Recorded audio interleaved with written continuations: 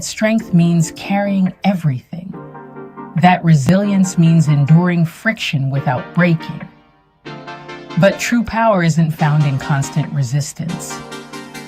At Black Mental Health Matters, we are redefining the narrative. There is immense strength in softness.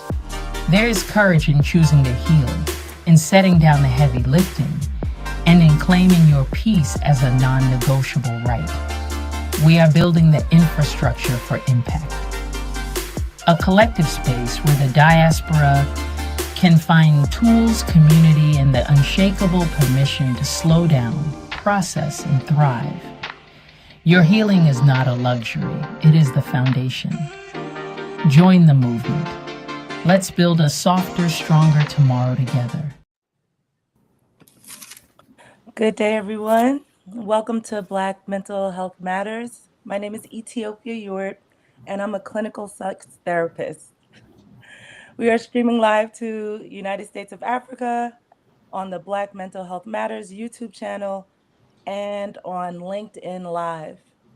Today, we will be discussing healing from generational trauma, Black ancestral healing practices. And I'm pleased to have with us today, we'll start here at the top, Carolyn J. Murphy, Minister Lovetta Sankoh Dumbuya, Deshantis Huff, Benardeth Betchi, Anastacia Sams, that's Sams, I'm sorry. Anastacia Sams, right? Did I get that right? And Dr. Marcus Robinson. Welcome, everybody. Good morning. Good morning. Good morning, everybody. Yay. Rev us up. Yes. All right. We are here to talk about Black ancestral healing practices. And so I'm just going to throw this out for the entire group. When you hear the title of today's show, what does it mean to you personally? And Deshantis, I'm going to start with you. Definitely. So for me, it's just defined by going back to where we came from, relearning things that were taken away from us and using those practices to kind of help what's going on now in today's society. Thank you. Anastacia, is it Anastacia or Anastacia? Anastacia. Okay, Anastacia, would you like to answer? Yes, I think similarly, it is also reconnecting with ourselves, reconnecting with our intuition, reconnecting with who we were before colonization, before enslavement, and also reconnecting with nature as well. Thank you so much for that. Yes. Minister Lovetta, what would you like to add? I would just like to add that how we heal depends on how we choose to, picture that from our mind. It begins from our mindsets, and compared to what we have presently, a lot of things are available for us compared to what, our people used to have, back in the days. And so we could use the resources available now, but it begins from our mind. Yes, thank you. Black ancestral healing. What does it mean to you personally, Dr. Marcus? Well, it means the freedom to abandon all forms of Western control of what it means to be Black and well and standing on the planet. And when I free myself of that, I then have the opportunity to be on the planet and to express myself as a relations to the planet. So I get my grounding back, and out of my grounding with the earth, the land, I get the foundation for health and wellness at all levels, including mental health. Yes, thank you. Carolyn?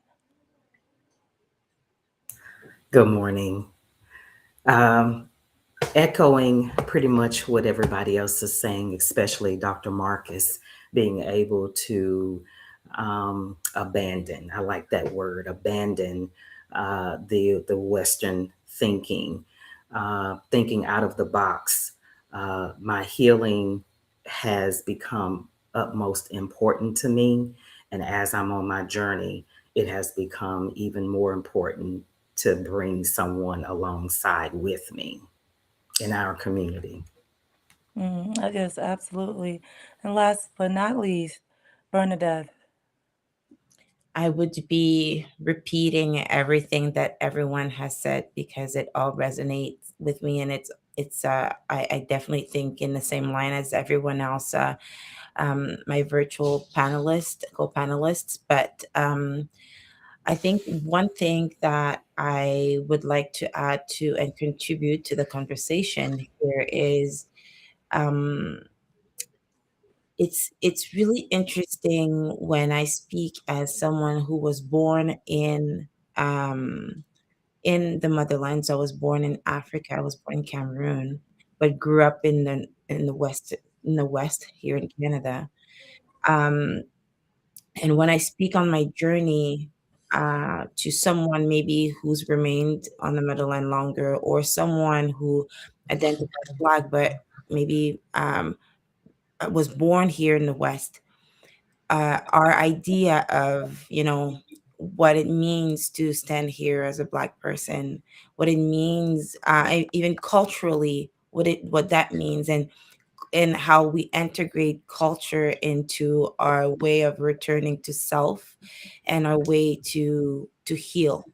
So understanding too that can look very unique, even though we share, that color of the skin, that can look very unique depending on what cultures have been transmitted from my parents to their parents to me, and then how I'm I'm gifting that to my children.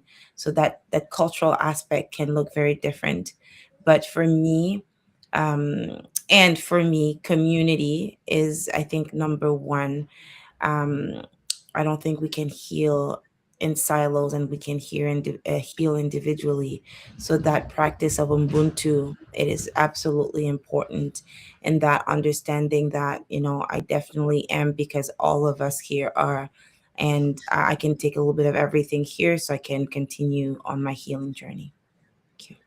Yes, absolutely. I love that you brought up how vast the practices can be, because Africa, even though we are socialized still today that Africa is a country, it's a huge, huge continent with thousands of languages, thousands of ethnicities. And so I really appreciate you bringing that home too. All right, so let's jump into the second question. When we talk about generational trauma in Black communities, what are we actually talking about? And so for these questions, I'm not going to have everybody answer because of the amount of people on the panel. And so because of that robust yes, Carolyn, I'm going to throw that question to you. Thank you. When we hear the phrase generational trauma, many people think only about what happened to our ancestors.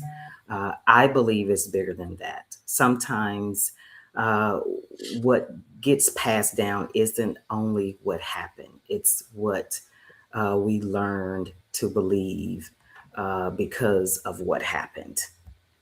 Um, like, for instance, fear becomes normal, silence becomes normal, survival becomes normal, emotional suppression becomes normal, unhealthy relationships become patterns, become normal, because I live those things.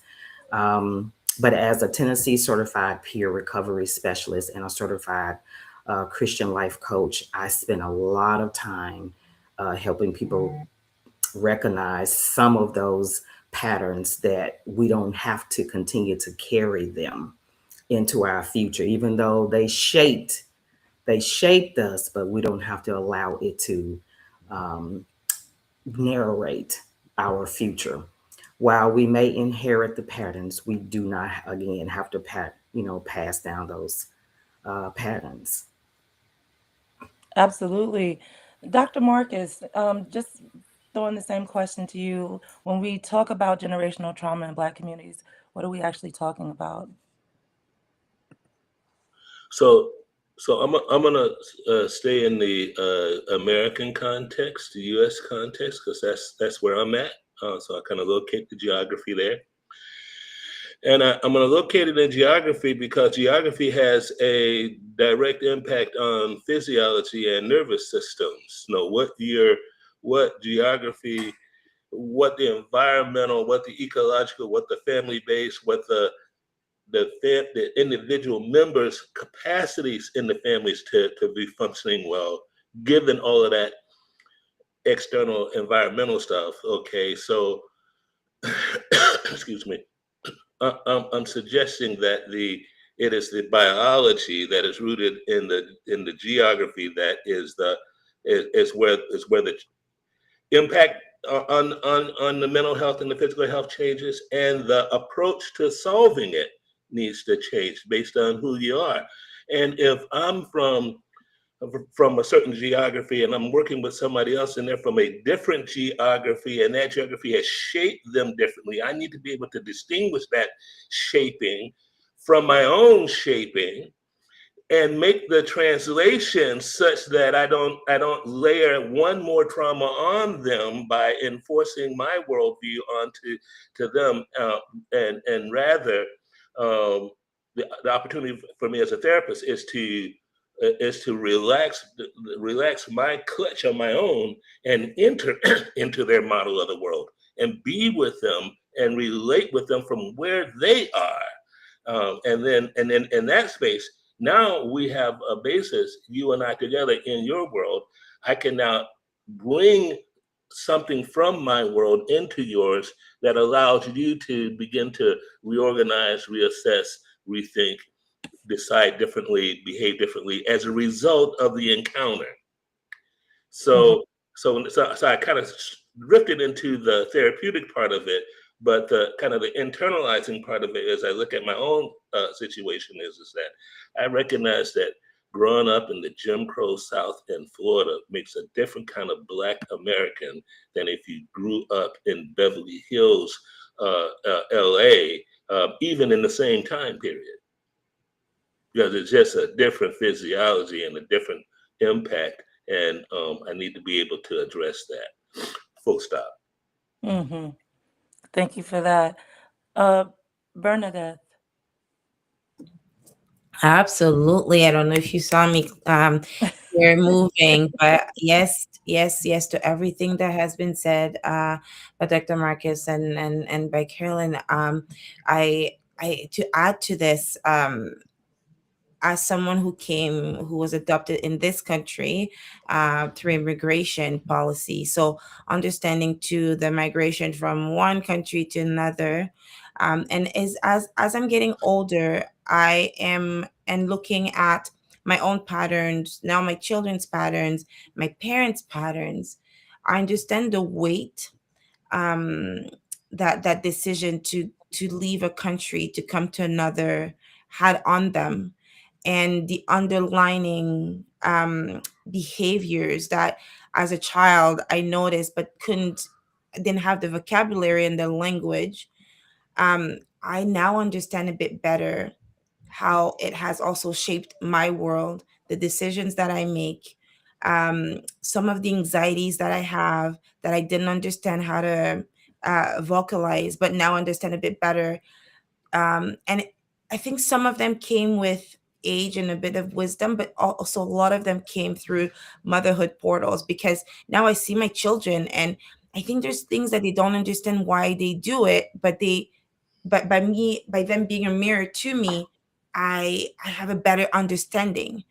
And I think I am probably also a mirror to my parents that might understand also some of their patterns.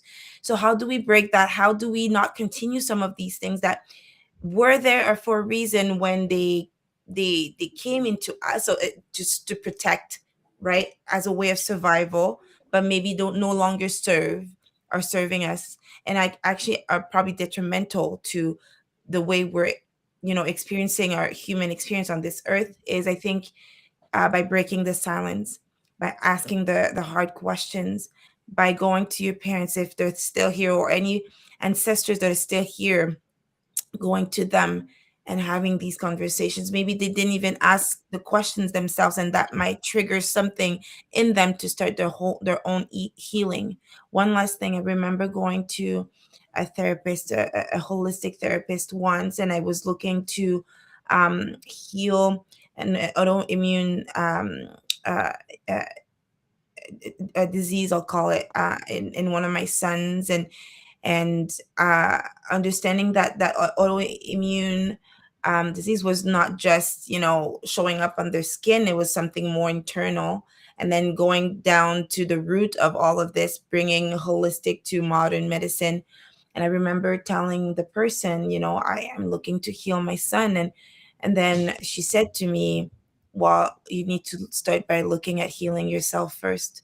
And that triggered a lot of things in me, and I think that's the answer to a lot of things. We're looking to heal our children, to heal whoever, but often it needs to start with us, so then we can pass that. Now we're breaking, and we can pass that to the next generations, and hopefully also help our previous generations to heal.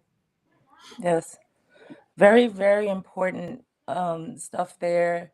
I love the, bringing up what is modeled to us, because even how we respond to things, we watch our parents, we watch our community, how we're supposed to respond, and then that stuff is embedded in nervous systems, which then is embedded in DNA. So very, very important information there. And so now we're just gonna move on to another question here. Many people think of trauma only as major catastrophic events, but generational trauma often shows up in everyday life. What are some ways you've seen inherited trauma manifest in Black communities? And Minister Lovetta, if we can start with you. Oh, thank you so much. When I think of that, I just picture, a scenario when you see a young woman coming up, and, she saw, the mother being brutalized, for example, by the father at home. And you see her watching, secretly, silently going through that suffering, and she couldn't have a solution to it, and so she sucks in and grew up, and that's how she inherited. When the father says, "Oh, why are you not getting married?" He says, "I don't want to go through the same thing my mother, went through in your hands." For me, that's the best way I see how, we inherit a lot of traumas, from, within the Black community, especially, domestic violence. Women have to go through a lot of domestic violence, and these young kids in their homes, they inherit that kind of pattern. The same goes for men as well. A man sees how the mother, talks to the father, all the time, and when he grew up, he said, "I don't want to get married, women are this, women are that." So for me, that's how I see it. And it's really difficult in our society for us, to break free from that if we don't have what it takes to heal from within. Absolutely. Deshantis, what are some ways you've seen inherited trauma manifest in Black communities? For me, when I hear this topic, I love to bring up epigenetics or epigenetics, which is basically the reshaping of the characteristics of our DNA because of what we've gone through. So, inherently, say for instance, if we are the only Black person that is in a predominantly white area, epigenetics has us already on guard.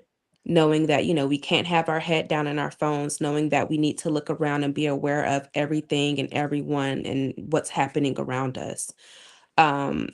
It's a way that has unknowingly shaped our ancestors, and it currently shapes our reality that we live in with everything that's going on. Another aspect I like to bring to it as well is the feelings that we have when there are historical happenings going on. Kind of like the universal feeling that everyone felt when we found out about the Nolan Wells case or the Emmett Till case. Every single generation, Black generation, has had something like that happen to us. And it reshapes us in such a powerful way, but sometimes in a negative way as well. Absolutely. That's a very good point. Anastacia. Yes, I think, could you repeat the question one more time, actually? Yes, I'm sorry. What are some ways you've seen inherited trauma manifest in Black communities? So my mind does go to, and right in this moment, I'm thinking from more of a US lens, thinking about sort of the generations of breaking down the Black community through so many different means. And so seeing that, I think that Minister Lovetta mentioned earlier the mindset, seeing how that plays in our minds, whether it's through imposter syndrome. When I think about imposter syndrome, I think about when we look at history, who were really the imposters. And so I think about us taking on sort of this colonized mindset of imposter syndrome, or this feeling of being small and minimizing ourselves, minimizing our feelings, minimizing our intuition, and so I think there's very much so the mindset piece, and I see often the inability to use what Dr. Marcus mentioned earlier, to abandon some of those things and to be able to separate and recognize that these things actually aren't who you are and who you were before enslavement, before colonization. And so I think that inability to sort of separate the self from what is imposed onto us and has been for generations, while also having it be reinforced daily, whether it's through the workplace environment, media, whatever it is, are all ways that that we see it show up every day. Absolutely. I'm over here like, I'm so thankful because I was taking notes. It is important that we recognize how we inherited the trauma and who we are actually modeling. Because Yes. just a quick aside, there's different modalities with psychotherapy, and some of those modalities will say there's a part of you that, because it's trying to protect itself. I was like, wait, that's not even me. How could that be me? Why would I be here trying to hurt myself? Why would I be telling myself that I'm stupid? Why would I be telling myself I'm useless? Why would I tell myself I'm worthless? That's not me. Right. And so thank you for highlighting that point. That got me hyped. Thank you. Got me a little hype here. So let's just move on a little bit. Before colonization and enslavement, Black communities across the continent of Africa had rich traditions for maintaining emotional, spiritual, and communal well-being. What healing traditions do you think we were forced to forget? Or what traditions did we never actually lose? So that's, what healing traditions were we forced to forget, or what did we not actually lose? And let me see here, Dr. Marcus. You look like you really vibing now. Let's hear a little from you. Okay. Well, I didn't know what I didn't know until I bumped into it. Let me start with that to answer your question, right?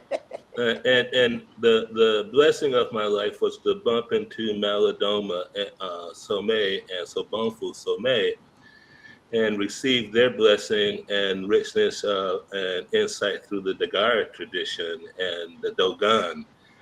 And what that did for me was open me up to a kind of spirituality, a kind of knowing about myself, the what I am, that was larger than the creature that I am. That this Dogon insight is celestial, cosmic, as well as earthly, terrestrial.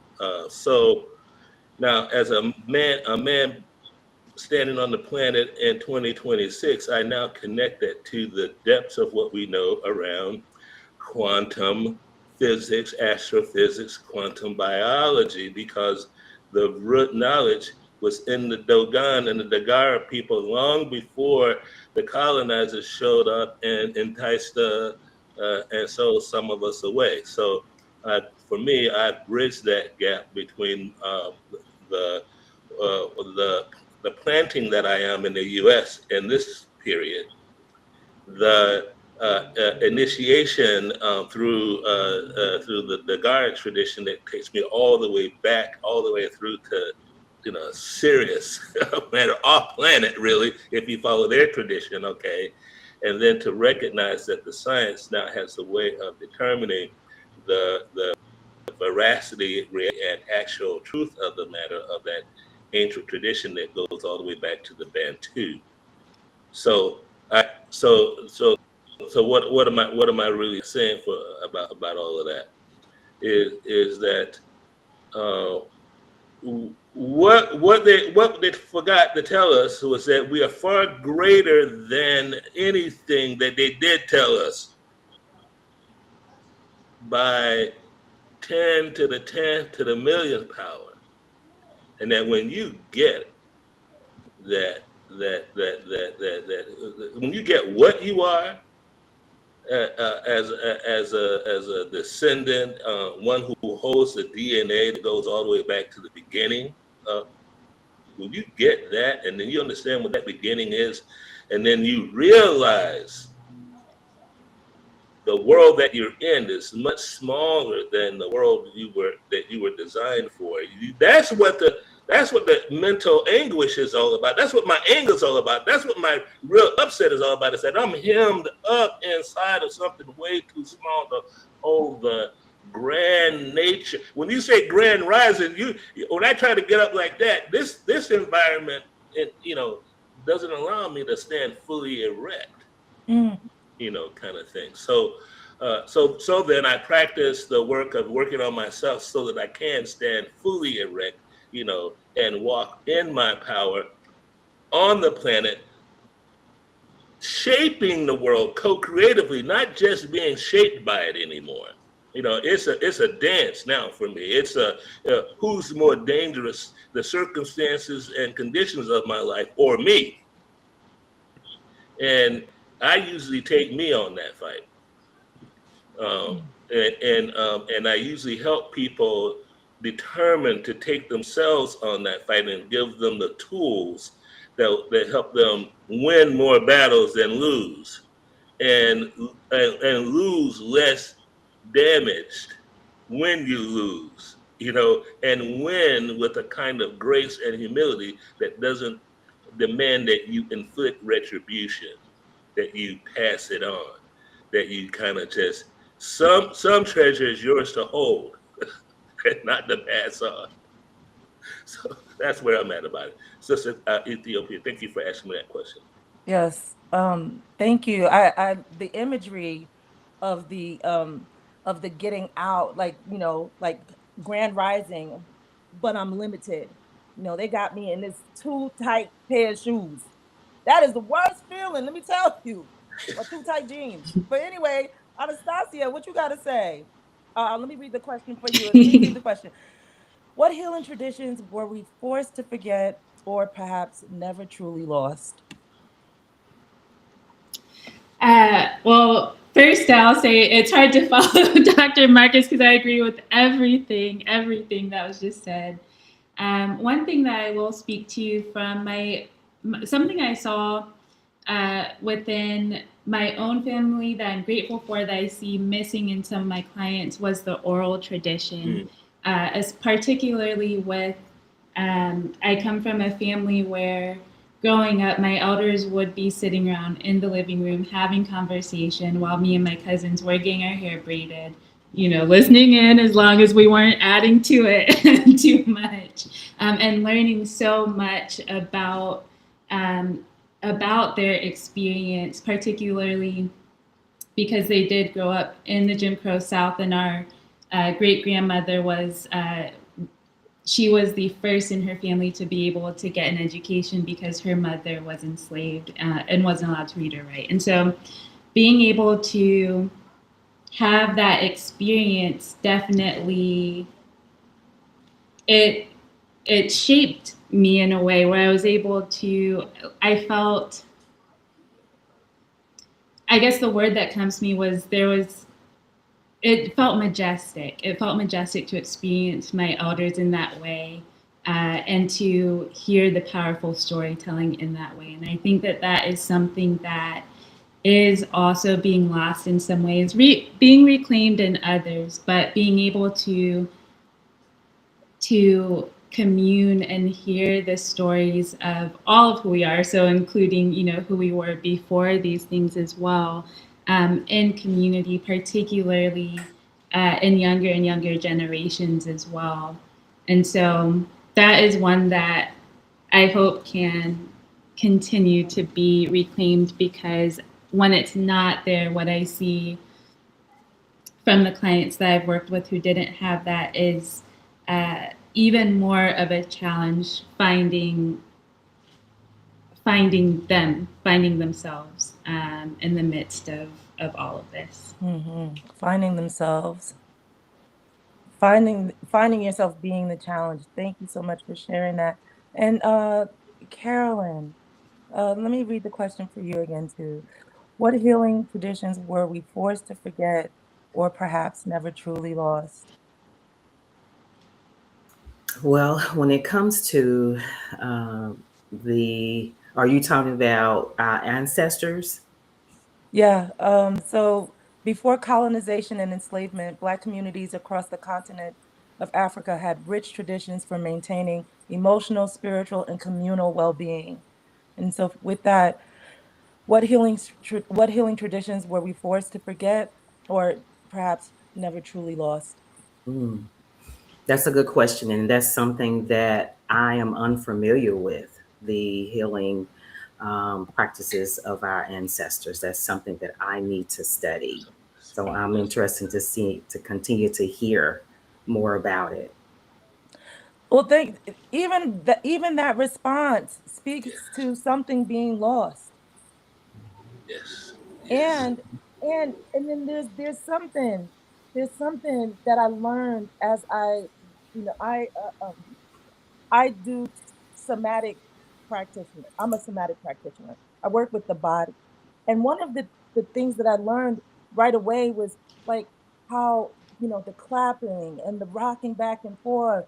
And I remember seeing my grandma just rocking back and forth on the phone, talking and rocking back and forth. I never thought anything of it. And then, just thinking about how dance and movement is such a part of us, yet maybe we just don't know. And that's how it's lost. That is right there for us. However, I'm gonna let's throw it to Minister Lovetta, and not have me answer the question. Yes. But what healing traditions were we forced to forget or perhaps never truly lost? Yeah, just like what you were saying, in Africa, most countries like Nigeria, Ghana, Sierra Leone, Guinea, these countries I'm familiar with. They, in the village choir, young young people, normally like the youths, they gather there to discuss about their socialization, their well-being, and what's happening in their homes, what they go through. And you see they begin to have around circle begin to clap their hands, and before you know it, the women come in and everybody gather around them and they begin to dance.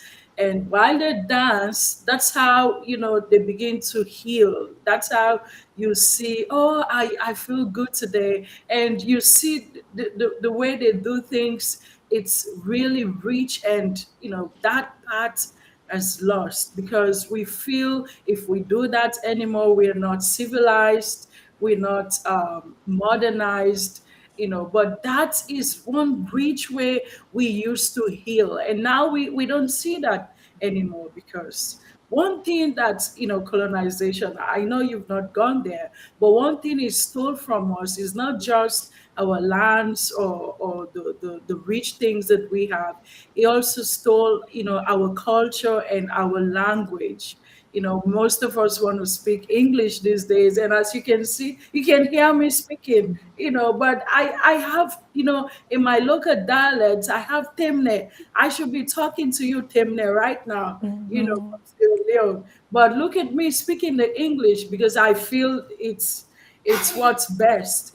This stole our language, our culture, and the things that we should be proud of, you know. Wow.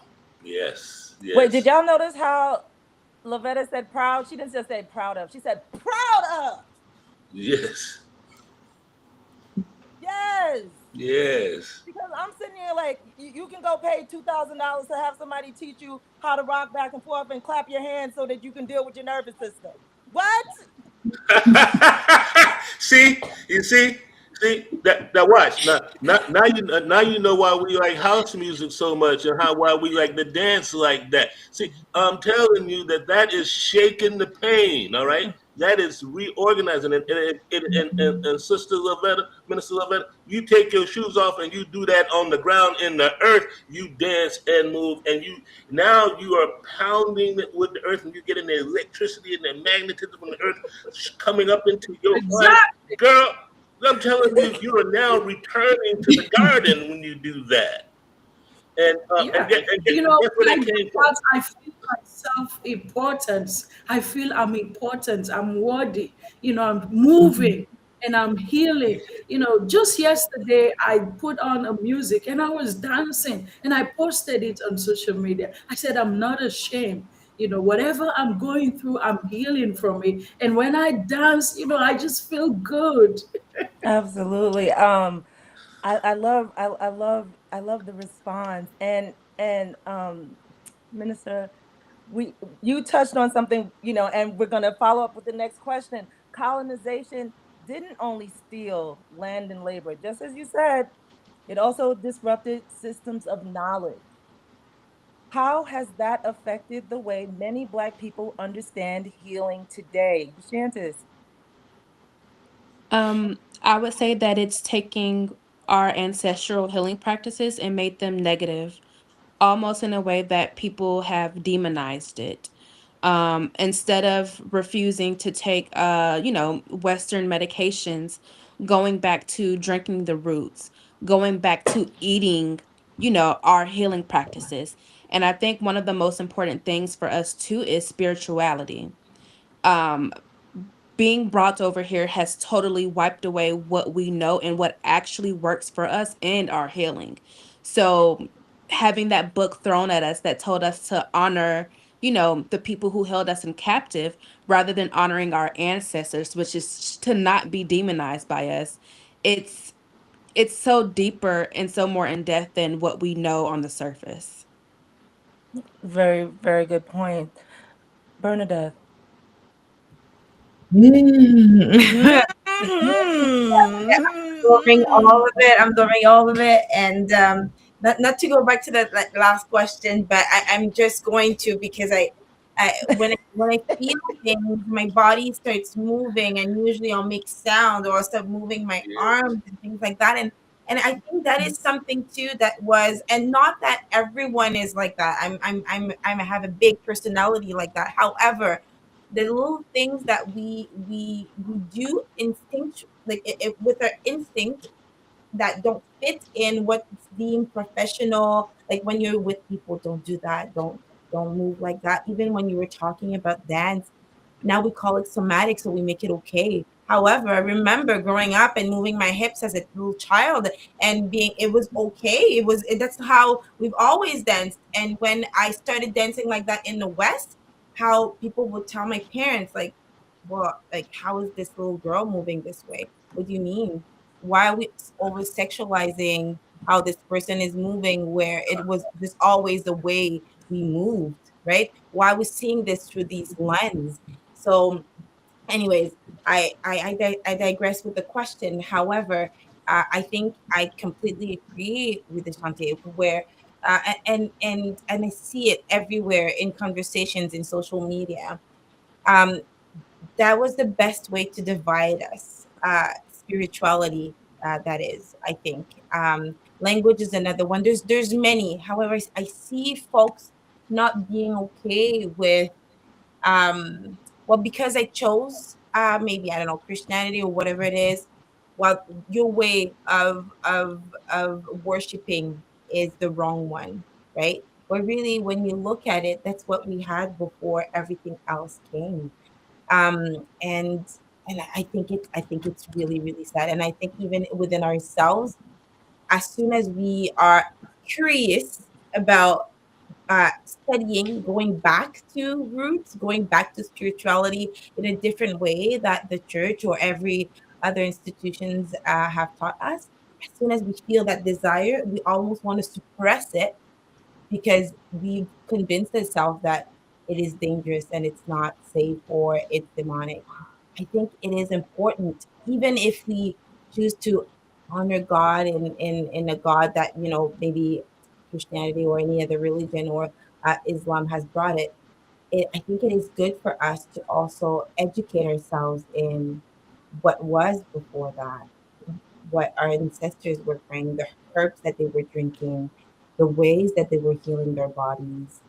Um, even even in my circle and within myself, and even just in the way I was raised, now I'm trying to reconnect with nature in a way that I was in a very I will use the word aggressive just because I'm drawn towards nature in an aggressive way, in the same way that when I was younger I was maybe taught to fear water and not go near water. Water is dangerous, forest is dangerous, all of these things.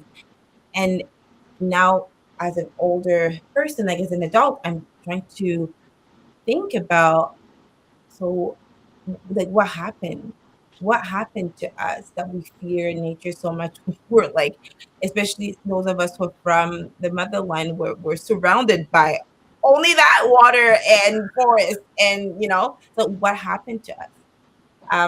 So I don't know if I answered the question because my mind is going different ways and directions, but I do think that, instead of seeing differences and judging in the ways people are finding what connects them the most with self and with God, I think we should look at what is it that we're looking for, and what is it about your individual healing journey that I can use in our collective healing journey.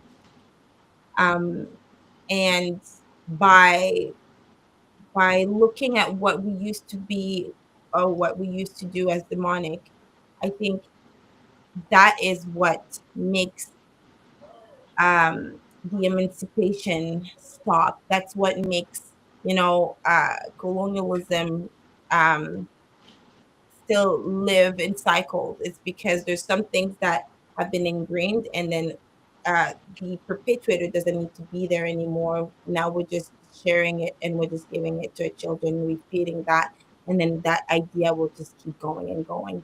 I think there's a real power in being curious about what we used to do. And if it comes through you, you should really tap into it. Mm-hmm. There's a real power in being curious. What you said, Benardeth, reminds me of this, like, many, many years ago. This little boy came up to me, a little black boy. It was in Brooklyn, and I was at some kind of like street, something was happening, and he came up to me. He was like, he was so little. He was like, "I'm bad." I was like, "Oh, you bad? What?" It's like, what? And it took me years to recognize that's how much he's been told he's bad. Yes, yes. He doesn't need anybody to tell him he's bad anymore. He knows he's bad to the extent that he's going to share it with us.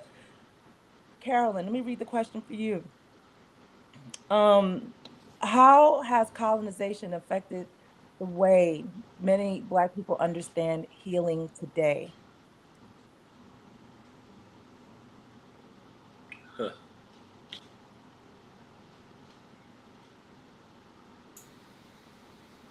Well, let's see. When it comes to, again, I'm still learning about decolonization, learning about the practices that we practiced back then.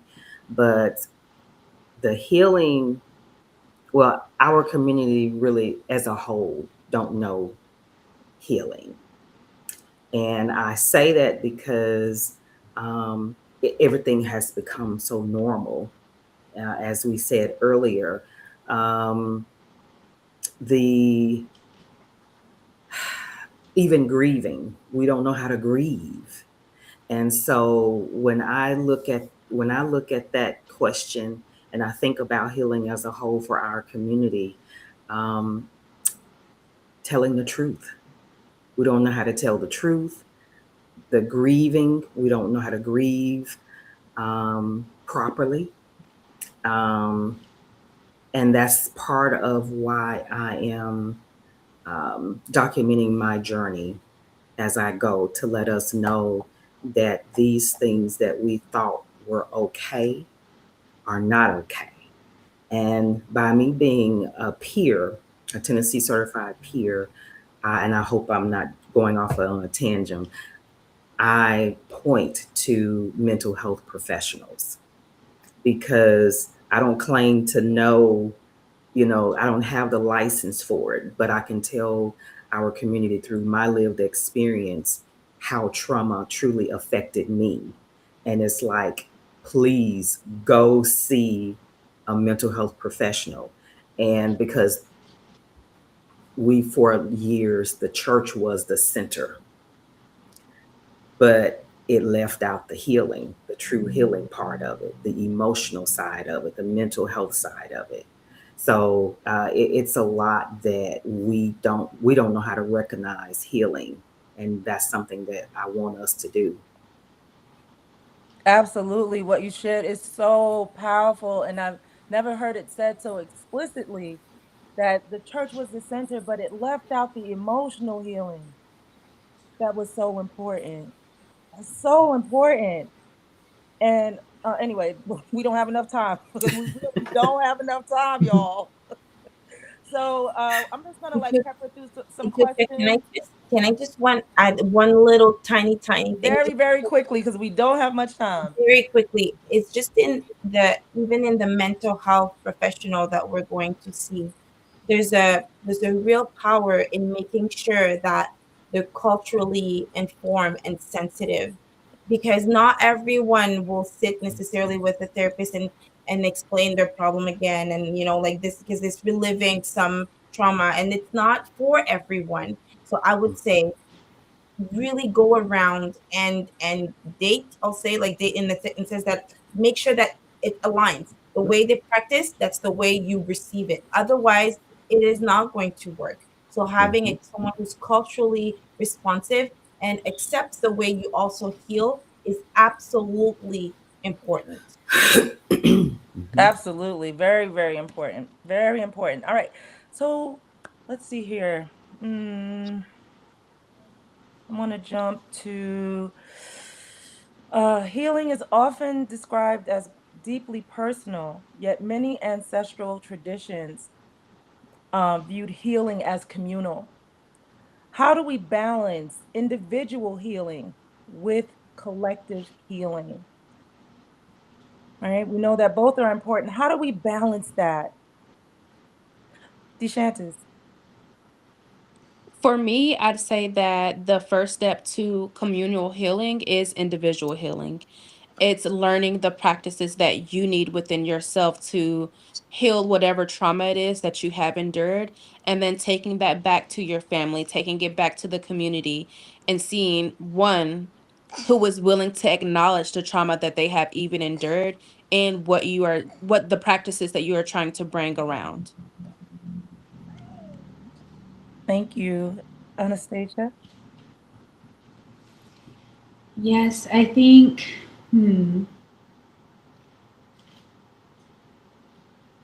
I would say one of the things that I do try to do with my clients who are in that process of healing, because I do notice that like wanting to then protect, is encouraging them to use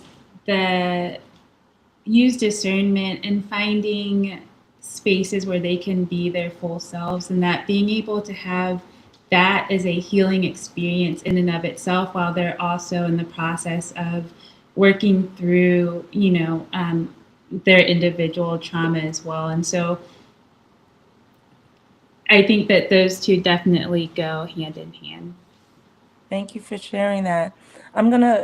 Carolyn, you would like to answer? I would. Okay. I wanted to say that healing, as we said, healing begins personally, but it never stays personal. One healed mother changes a family. One healed father changes generations. One emotionally healthy church changes the community, and one emotionally healthy leader changes an organization. Absolutely. Thank you. Thank you for sharing that. It's super important. You know, the change that we make individually is felt collectively. Just like whatever it is, you know that phrase, hurt people. So imagine what happens when you're not hurting and you're loving. I love the It's fact of I apologize. I love the fact that I can say um, a healed person heals other people and be the change you want to see. And so it puts the responsibility back on me. It is personal, but it does, recurs with the people absolutely, that you encounter. absolutely. Um, so because of the time, and we've had such a beautiful and rich discussion, I'm gonna like ask this question on our way out, and so for everyone to answer. Imagine your descendants 7 generations from now. 7 generations. Let's count that out. No, let's not. What is one practice they will inherit from you that you didn't inherit yourself? All right, I'll read that one more time. Imagine your descendants 7 generations from now. What is one practice they will inherit from you that you didn't inherit yourself? Mm. Dr. Marcus. Wow, that's a powerful question. Uh, about the middle of my life career, about 40 or so, I wrote a book that was designed for my children, my great grandchildren, for that purpose to at that point deliver to them the full set of knowledge that I thought that I had excavated through my life, but wouldn't come with the life you ordinarily get. So this is the extra stuff that you need. Quest for excellence is what I called it. And so there was that. So it's a lot of things, not just one thing. But if there was one thing that was going to survive, it's this idea that you are inextricably connected to every other human being and every other living thing on the planet. And what happens to them is happening to you, and it's your business. And not only is it your business, is you are the business owner, author, and producer. So it's if it's gonna be, it's up to thee. It's like to take full control of the thing, from where you come from. There's gonna be plenty of bigger yous and thems out there in the world to straighten you out, to buffer that, but to hold your ground. That's what I hope they get, that ability to hold their ground, stand on the ground as a human being, like fully connected to all living things. Full stop. Stand on your ground, fully connected. Lovetta?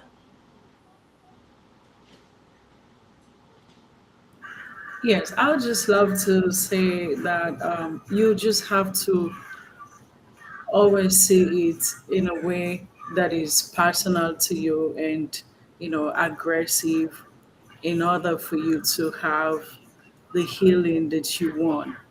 Because take, for example, trauma, you want to heal from trauma, it's a personal decision that you have to make. If I have to point that back to, Proverbs 23:7, it says, as a man thinketh in his heart, so is he. So how you think regularly is how you're going to become.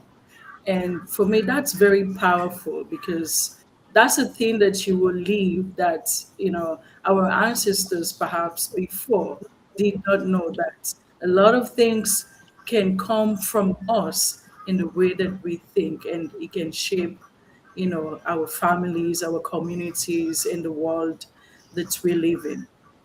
Yes, thank you so much for that. Bernadette. Okay. So something I like to say often is everything that I do in my life um, is in this, with this idea that I'm trying to be the best ancestor. Being the best ancestor is not only when you've crossed the veil, right? It's like everything leading to that. So we're already that, right? Um, in a few days, I'm going in silence for 10 days, and um, I've been sitting with emotions in my body, and I'm still sitting with them because I'm not sure which one it is. Is it stress? Is it fear? Is it I'm not sure. So I'm sitting with them to understand what they're trying to tell me. But one thing that I tell my children often, because they see me do these grand things, my son often said, like, you're never scared, and I say no, but I do it anyways. I bring fear with me most of the time. I hold hands, fear holds my hands often. Um, I doubt myself sometimes. There's things that, like, there's this duality between fear but doing it anyway. So if I can give a legacy to my children, their children, and even an example to my ancestors that are still living, is whatever we see, I do it with fear. So do it anyways. If you feel it in your soul and your heart and your spirit wants to do it anyways. Because then there will be no regrets, or there will be very, very few. Thank you. Anastacia. Anastacia. I would say making conscious choices, particularly as the co-creators of their reality. And, I think that this neo-colonial world that we're in definitely rewards living on autopilot, and not really being aware of our mental appetite, what we're taking in. And so I think that that is a pattern that I have sought to break, and that I believe, 7 generations from now, that they'll be fully embodied, making conscious choices in all that they do. Yes. Yes. Carolyn. Um, Inherit emotional honesty instead of silence, faith instead of fear, healing instead of hiding, and the freedom to know they don't have to survive life the way our previous generations did. Every day, that's the legacy I'm trying to build. Emotional honesty instead of silence. Yes. Thank you for that. Deshantis, last but not least. For me, I want the generations that come after me to be fully informed, not only of our history, but of our family history as well. I believe within our Black community, a lot of our elders hide things and shield things from us. So we grow up in a confused state. And I don't want that for generations that follow me. I want them to know where they come from, why uncle is that way, why the family connection, is obsolete, what happened. And I want them to be informed so that we don't continue to make those same mistakes. Absolutely. I love bringing it home to the reality that telling the truth is it is important to heal. Because if I'm not telling the truth, I'm out here wilding, possibly. Mm-hmm. Possibly, maybe, probably. Well, that is today's show. Thank you to all of the guests for your wisdom, everything that you've shared, for your time. This is Black Mental Health Matters. And today we've been talking about healing from generational trauma and Black ancestral practices. Thanks so much for being here, and we'll see you next time. Take care.